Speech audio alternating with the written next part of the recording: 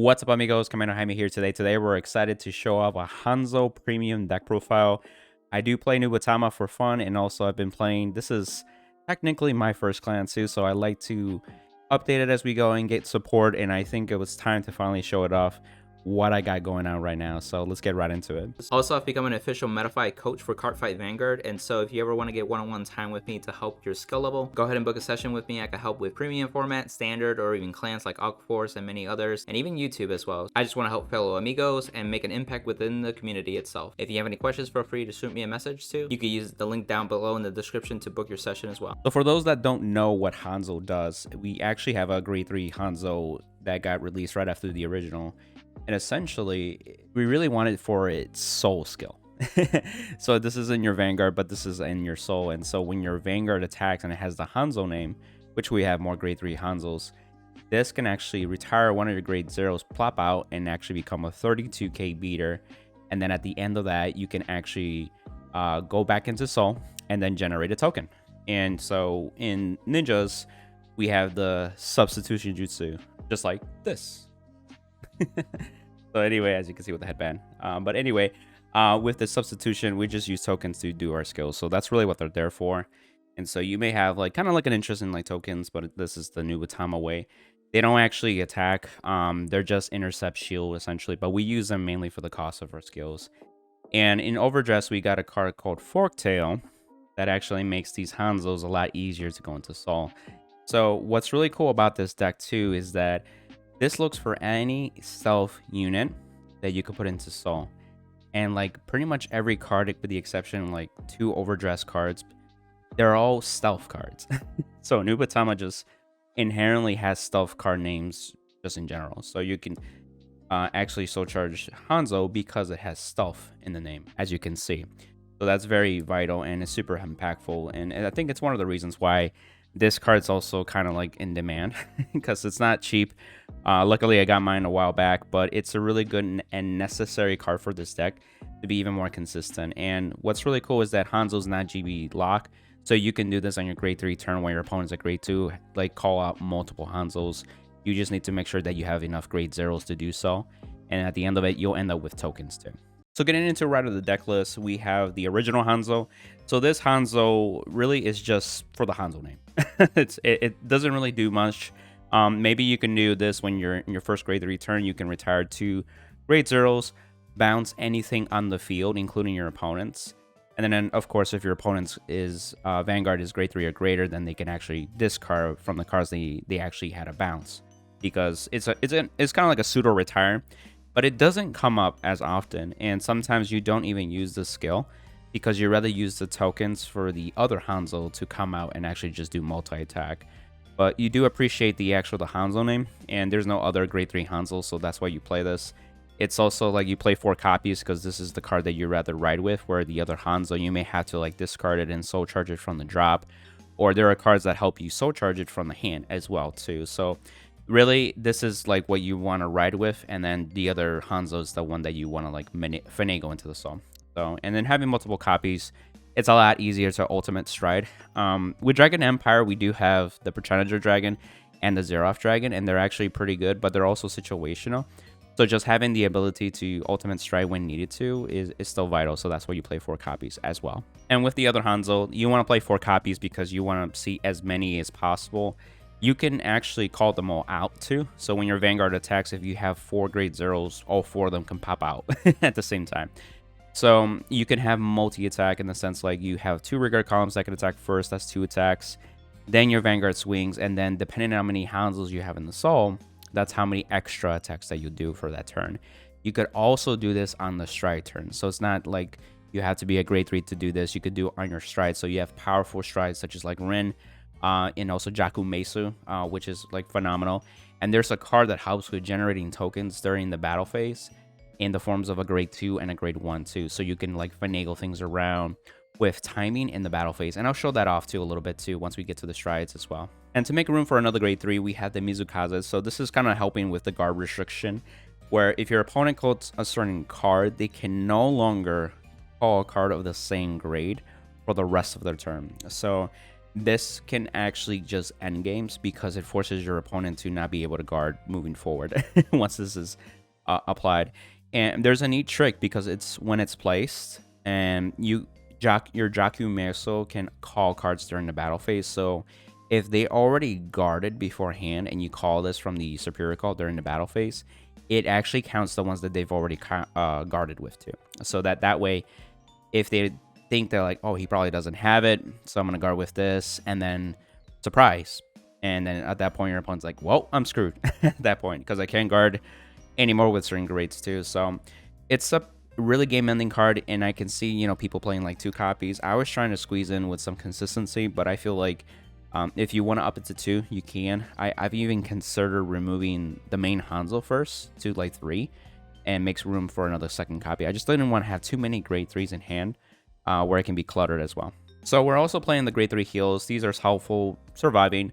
It's a grade 3 card that you can pitch to Stride. Your Hanzos, the main ones that you want to ride with are the original, and 2 reasons. You get a Protect 1 marker. So we are playing Protect 1, so just riding your grade 3s to get like high defensive shield quality hands is very vital. And then also, like I said, the other Hanzos, you may have to drop it or discard it, or you may soul charge it from soul or on the field. There are cards that let you soul charge it in different ways, right? And so that's why even being a grade 3 is just helpful for the pitch of Stride. On to the grade 2. So we're playing the Yami Shikibuki. Yeah, you Nubatama in their names, right? So this card is very important for this deck build. So when it attacks, whether it be Vanguard Circle or Rearguard Circle, you can bounce one of your units and call up to 2 Evil Decoy tokens. So this is your token generator. For a Counterblast 1, you get 2 tokens, which is great. So that means you can have 2 more Hanzo attacks from it as well. It also pays the cost for a stride such as Jaku Meso, which requires 2 grade 0s, so it can help set that up too. And it also gets plus 5k for each additional grade 0 rearguard that you have. So it's not just tokens, but grade 0s. Some of the wording looks for grade 0 rearguards, and the tokens are grade 0, so they count. That's why that works. But some of them are specific to generating tokens themselves, or maybe looking at tokens, so just be mindful of the wording. And this can typically be a 19k, 24k beater, or even 29k beater, just depending on how many tokens you have, which is nice. Actually, a standalone beater. And you can even like bounce your booster if you're trying to make room. You'll realize that once you play this stack and you're trying to call so many tokens, you need to like finagle some columns. And this card helps with that. But the important thing is that it bounces as well during the battle phase, which affects a grade 1, which we'll cover too as well. One of my other favorite grade 2s is the Magatsu Gale. So this is when Magatsu came out at first, and it's still, I think, a really vital grade 2 in Nubatama deck builds, in most builds, I would say. One, because of early game. This is a card that you can immediately place, Counterblast 1, Soul Blast 1, draw a card, and then give it plus 6k until the end of the turn. So it's a 15k beater on its own, and you get to draw a card from it. So you dig deeper for your pieces. But the second skill is also what makes it really good, is that at the end of the battle that it attack, you could put this into your soul and bounce any of your rearguards back to hand. So you could essentially form columns with these, make some really good numbers, let's say over 20k. So if your opponent's still grade 1 and grade 2, you have that pressure if they hit a trigger, right? And at that point, you just return your booster, and you can call like triggers or your grade 1s, and you just reuse them. There are unplaced grade 1s that we have, so then you can just reuse them for the next turn, right? What's really cool too, again, this is another card to bounce a specific grade 1, and it's free. The other one takes a Counterblast too, so if you don't have the extra Counterblast, this is a card you can plop down, do the attack, bounce the other card, and generate more tokens, so you can still have the attacks with the Hanzos. For the last grade 2 that we have an overdress card. So we have the Sumugi.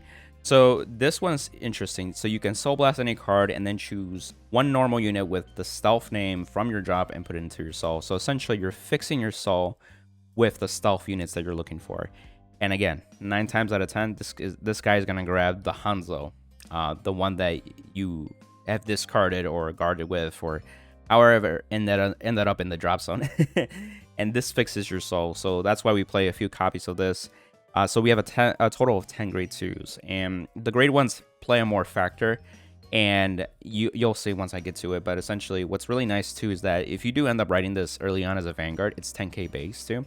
So it comes up when it comes up, but other than that, it's really there to fix your soul, especially if you discarded the other Hanzo for the cost of stride, or maybe you damage checked a Hanzo, and then when you heal it, it'll go to drop zone. So this is one of your cards that you can actually soul charge that Hanzo into your soul and be good to go. Onto the grade 1s. Obviously, we're playing 4 of the Forktail. Really good card, and you be mindful of overdress cards, especially the grade 1s in your deck builds, because they are 5k shields. So be mindful of the shield value, but it's such an important card. This is a card that literally I tend to call this a turn 1, turn 2, knowing that it won't get, you know, killed off or something. But if you're able to place it and check the top 7 for one of the Hanzos, like, it still has done its job. And then if you're able to bounce it with other cards like your grade 2s, or even your Hanzo cards, then you can just get the benefit again. And later on in the mid to late game, it starts really decked in even more so. So if you really miss a Hanzo, you still can soul charge any normal stealth unit. That helps you with your drive checks. That helps you with your damage checks.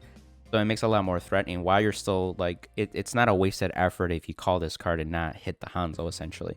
You're still getting some kind of value that can snowball over time. And then once you do have all the Hanzos in your soul, honestly, or out of deck, then that's really what it is. It's a deck dinner at that point. So always be mindful of, like, what it does as a whole too in the big picture.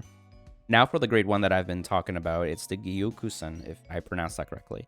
So this card, basically when it's bounced from the rear guard to the hand, you can Soul Blast 1 and call it to 2 evil decoy tokens. This lets you be able to synergize with a stride that bounces everything on the field, but then your Hanzo's proc in the soul, but they don't see any grade 0s to retire. And so this can actually proc after that to generate the tokens, and then your Hanzo's from soul are still in standby and can actually kill them off to come out and have more attacks. So you really, this card, it does so much, and it's a Soul Blast 1, which is easy to accumulate soul thanks to the Forktail. The other reason with Forktail is that it just keeps accumulating soul, so you have no issues with the soul really. And what's really cool is because you're bouncing it, you're going to be able to reuse the same copy if you want to for later on. So that way you always have a consistent way of getting your tokens when you really need them. The other skill can come up to, and it's when it's in drop. So when your grade 3 of Vanguard is placed, so when you basically ride with, you can Counterblast 1, and you could do one of the two options. You could Counterblast 1 to put this into your hand, so you have it in case it gets damage checked or milled or for whatever reason. Or you can choose a grade 3 from your soul and add that back to your hand and then bind this unit. Now, why is that important? Sometimes you may need the extra grade 3 to do ultimate stride. If you're going against Mega Colony, you need a grade 3 to re-ride. But if you so happen to soul charge certain cards, the Forktail can help you set up to retrieve them in that sense. If you soul charge, let's say, the Mizukaze, this card can actually just grab it from soul for the next following turn if needed to as well. And the second thing too is, like, if you somehow soul charge a grade 3 heal, you could also grab it so you can now G-guard with it too. So, but essentially you really just need it where you really need the grade 3, but most of the time this is going to come back to your hand in case you damage checked it, in case you rode with it, and then you ended up soul blasting it with a grade 2 like Magatsu Gale, for example, and you can just get it back now, and then you still have your turns live on your grade 3 turns and also on your stride turns as well. For more of the grade 1s, we have the Sakura Fubuki. So this is our counter charger. This is essentially when it's placed, if you have 3 or more units, it counts the Vanguard as well. You can discard a card, draw a card, and then if you have 1 or less face-up damage, you can counter charge, and then also it gets plus 3k until the end of the turn. So it gets a lot of things done all at once. And it can become an 11k booster, 11k attacker in the early game too.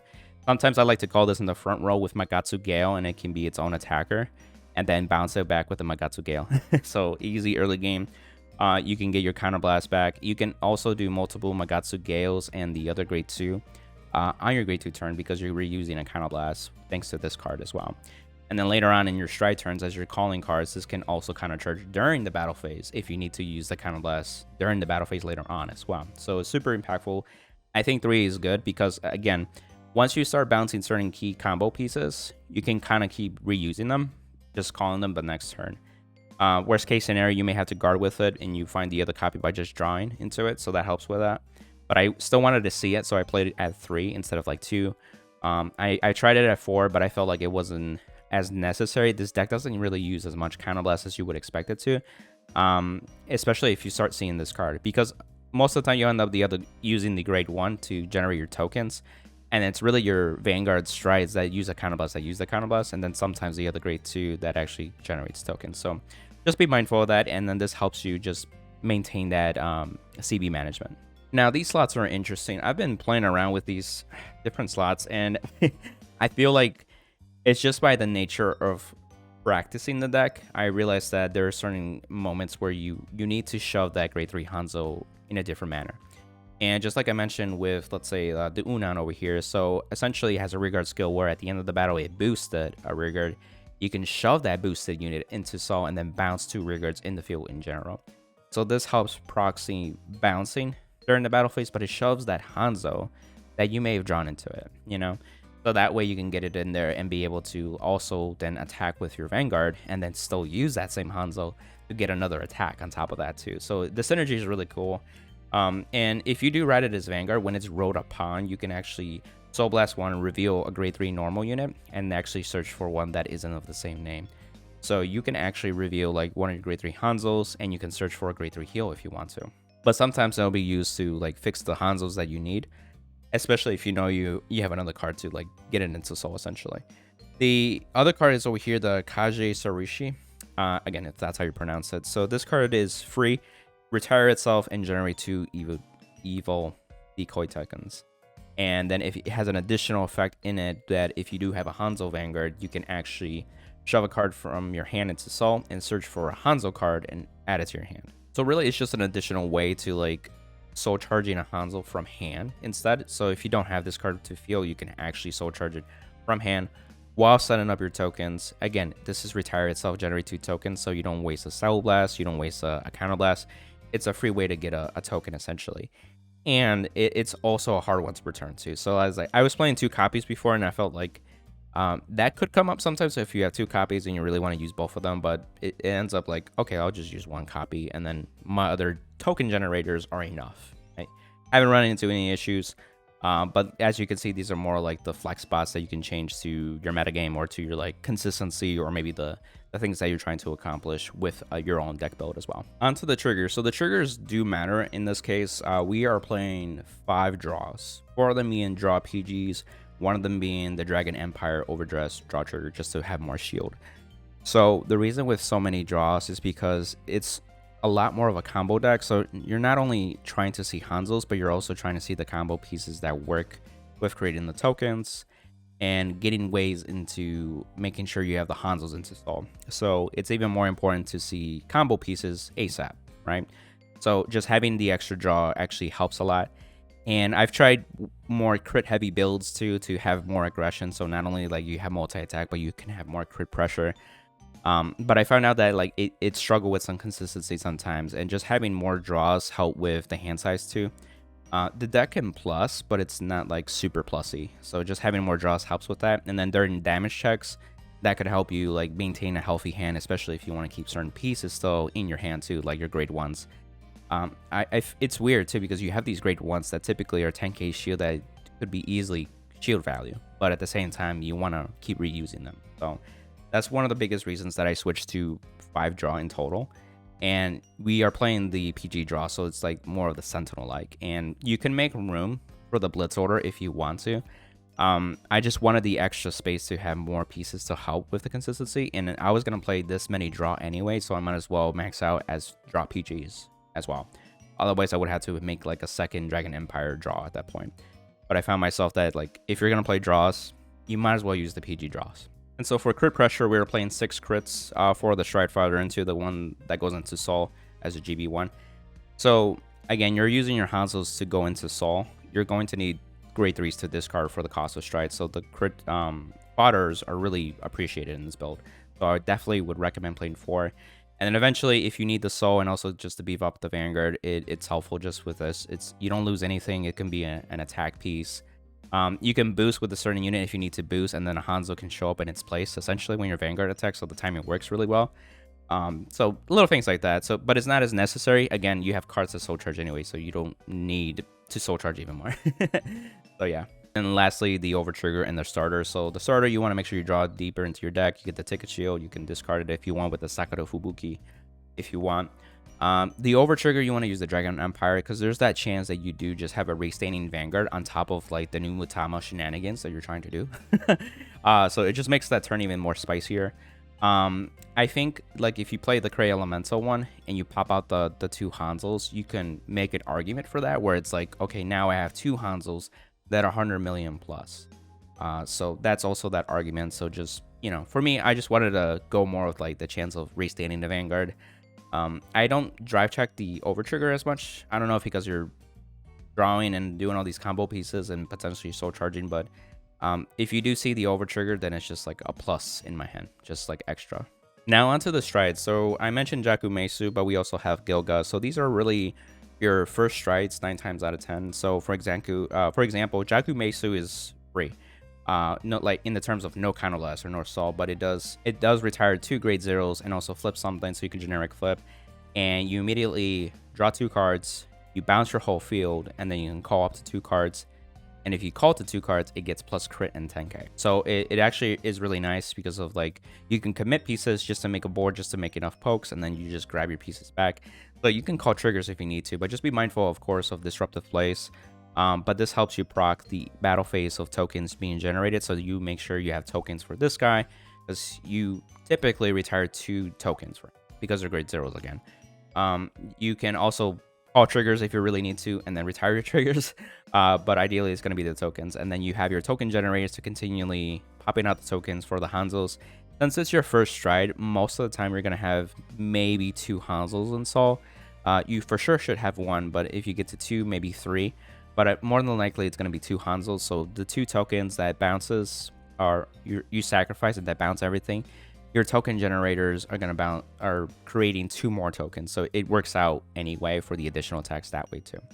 And with the Gilga, so again, that's why we're playing more Hanzos, so you can ultimate stride. In this case, progenitor stride. I don't know what to call it, but it's a progenitor dragon, and essentially you can counterblast 2, soul blast 1 in the act, and it gets plus 10k, and the ability that it can attack all your opponent's units at once, and then for each hit that it landed, you can countercharge, and that stacks. So for example, if your opponent has 5 rear guards and the Vanguard, and they no guard everything, you would technically hit 6 times, so you countercharge 6. So that's why like the counterblast 2 isn't as heavy, but it's a way to countercharge as much, but it also is a way to get rid of your opponent's field. So especially if you have an opponent that has a problem card, sometimes Hanole can be a problem too, and it's one of your ways to get rid of it too. So you might as well get rid of it with Gilga if you can. But also like sometimes with your setup, like your setup may not be great with Jaku Mesu, and if you're able to use the progenitor dragon, it sometimes is just better to go into it. And then later on, you don't have to pay the cost of stride anymore. You just stride for free. So you can just focus on making sure you're G-guarding with your grade 3 heals. You can ride Hanzos to get more protect markers, and you're just stride for free, essentially. Shiranui Rin. And so what's really cool with Rin, it's still a reliable stride that we could fall back into our second stride or third stride, because it has a phenomenal 2-part skill. So the first skill is that essentially counterblast 1, flip a copy of itself. Your opponent calls 2 cards, and those cards get plus 5k, and then they have to attack the Vanguard 1 at a time. And you ideally wanted to do it when you're GB3, because the GB3 is that those dominated units get additional plus 10k and a crit. So those units will automatically become plus 15 with crit. So if your opponent's at 4 damage, they have to guard it. Otherwise, they're going to lose at that point too. So you're lethal at 4 damage, which is great for this deck. And it just takes cards from their hand. Like literally it's ripping. Like it's the essence of Nubatama, especially since the original days. You're ripping their hand apart essentially. And so that's why it's still one of your powerhouse strides. And what's really cool is the synergy with Mizukaze. So because it forces your opponent to call those cards, you have to be extra careful, because those cards count for the Mizukaze guard restriction too. So if they call grade 0s, Mizukaze shows up, guess what? You can't guard with grade 0s for the rest of the turn. That includes PGs, that includes crit sentinels, you name it, right? Exactly. So it's a phenomenal stride that just works synergetically still with what you're trying to accomplish. And then when this attacks, if you have Hanzos in the soul, guess what? More attacks too. And now for the rest of the stride, so I'm gonna go kind of like one by one. So there's Drachma. So again, if you can ultimate stride, you can ultimate stride. You retire your opponent's Vanguard and the Rigard, so they have to force ride whatever Vanguard they have that's possible. Sometimes it could be game ending at that point too, because if they don't have a grade 3, they're stuck at a grade 2, and I think they can't G-guard anymore after that at that point too. It's been a while too, but most of the time my opponent does have the grade 3, but I wanted to point that out too, and it can really make them in a bad situation from there. And again, if you really don't have any end of follow-up with that, then it works. Go into that. The next stride that really is a powerhouse is the Tsukumoroaken. That's how you say it. So this is GB2 on place, counterblast 2. Your opponent basically takes their hand, and takes 4 cards and keeps them. All the other cards get binded and then they get back to their hand at the end of the turn. But essentially what you do, you literally reduce their hand size to 4 for that turn. And guess what? If you have Hanzos, you can do more than 3 attacks, more than 4 attacks, guess what? 5 attacks, right? And that means your opponent can only guard so many times with their hand. So eventually something has to hit for the 6 damage. So that's why this card is so relevant, and I would definitely recommend playing one. So it helps you out finish games as well. And another card to help with finish is the Mugen Lord, Emma Stealth Rogue, particularly.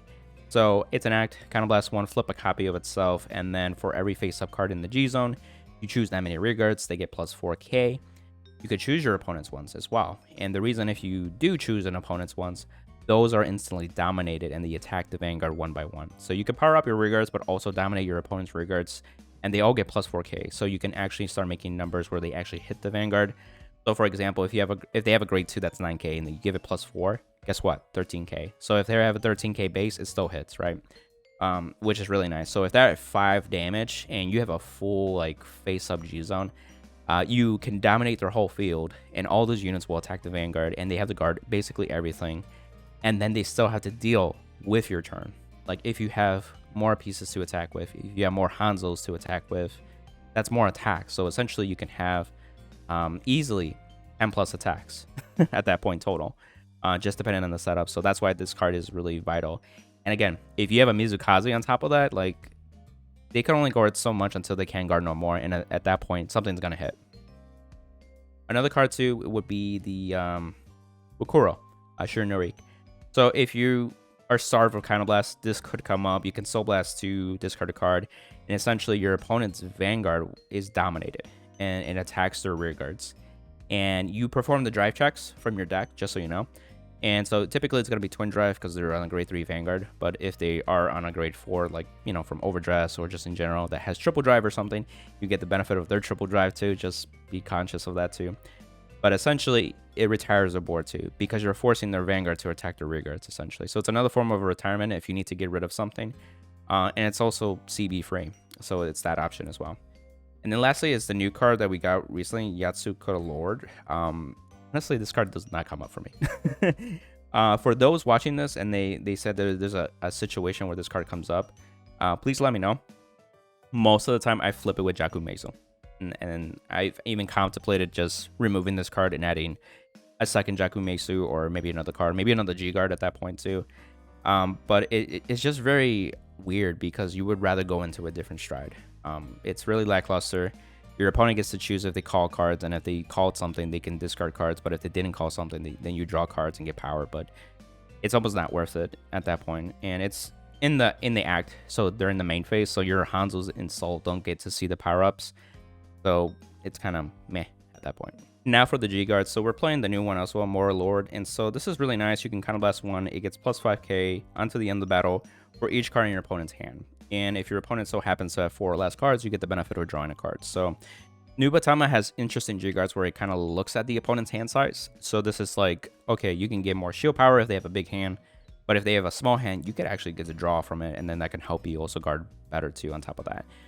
So that's why I play 1. The other card that looks at hand size is the Gondo Gorakan. So this card is free.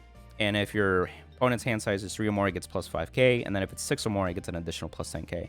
So in a way, this is like your more reliable big shield that doesn't use Counterblast or anything like that. So that's why you still play at least 1. You have the GB1 flip. It does not come up for shield value. It's really the purpose of just flipping an extra card for Mugen Lord. So that way, if you know you're going to go into Mugen Lord, this can help just have an extra dominated unit for the next attack, essentially. So that's really what it is for. Basically, this can get 20k plus shield, which is a lot of shield. But your opponent has the option to discard to not have it plus 20k. And if they're going for the kill, they're going to discard a card. And at that point, you're like, crap, it's 15k shield now. I need more to drop more cards, essentially. So it's kind of meh. The last card I play is the Kohorakan. So this is your disruptive player G-Guard. So essentially, Counterblast 1, Soul Blast 1, dominate one of the grade 1s in the back row, and then use it as shield value on the guardian circle. So this can get rid of pesky grade 1s as well. So again, if your opponent has a Hanali, you can grab it if you needed to. And other grade 1s. It's specific to grade 1. So if they have a grade 0 that's boosting or grade 2s that get abilities to boost, like Regalia, for example. It can't touch those, unfortunately. So it's kind of a mid disruptive play G-Guard, but your opponent may not remember that Nubatama has this card, and then all of a sudden it's like, ooh, that kind of messed up my turn a little bit, and it's like, it's a good feeling when that happens, so I still play one at least. It does use a counterblast, so be wary of that. You'd rather be using your counterblast during your turn. At this point, I want to show off a quick combo with Jakku Meisu. So essentially, you can have a field like this with 2 tokens, so you have some green ones that you were working with. You can really be basic. You can have a Hanzo here as an extra attack, so you can attack with your first attack, then you have your 16k here. And then when Jakku Meisu attacks, this is where the timing happens. So essentially, you want to do Jakku Meisu first to retire these 2. Then you draw 2 cards, and then that's where you bounce everything. And then that's when you can call, let's say you call the Mizukaze, and then you can call this, this column, a lot easier. Less glare. And so you have this column, you get 10k and plus crit. So these are still in standby. So this card will go first. Go blast 1. Let's say the grade 1 you roll with, and you get your 2 tokens back, essentially, right? And since these are still in standby from your soul, you have 2 of the Hanzos, so then you retire these 2, call them, and now they're plus 20k attackers, so 32k essentially. And then you do your drive check. This, you can activate the abilities depending on what you call. So again, you can Soul Blast a grade 3, Mizukaze restriction. You can also deck in with Forktail during the battle phase to make your drive checking a little more even scarier, plus your crit already. And then you can just attack with these, so you can have more attacks easily that way as well. And that's the deck profile, guys. I hope you enjoyed it. It's a pretty cool deck to play with. It has like combo pieces that you can work with. It's Nubatama, so it's a bit different with like the hand effects, and you got some of the domination effects to go with like what Hanzo is trying to accomplish with multi-attack too. And you obviously can just change your build to whatever the metagame has at this point. What I really appreciate about this build now is that we have Forktail as a card that speeded up the deck a lot. And not only that, but it increases the consistency of just being a solid deck. Sometimes you wanted the Hanzos into hand, and then your hand would become cluttered with grade 3s. But with Forktail and other cards like the Soul Charge, you don't have that problem anymore, which is a godsend at that point too. So if this is a deck that you feel like you can see yourself playing and having fun, I would definitely recommend it. Just be conscious of the Forktails and any other cards that might be a little more pricey. I have no idea, but for the most part, Nubatama is pretty cheap as well. I feel like it's a different like mega calling in a sense where people just don't really touch it until something broken happens, such as like Jamio Congo with Rin a couple years ago, for example, where it got, ban list worthy at that point too.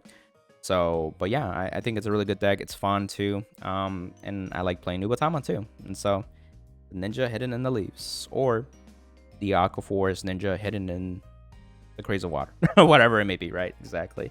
And again, if you want to support the channel, use the affiliated links to supports with 50 card shop, trading card man, TCG player. And also, if you're interested in Metafy Coaching, feel free to check out my Metafy page and book your session today as well. On to the next one, amigos.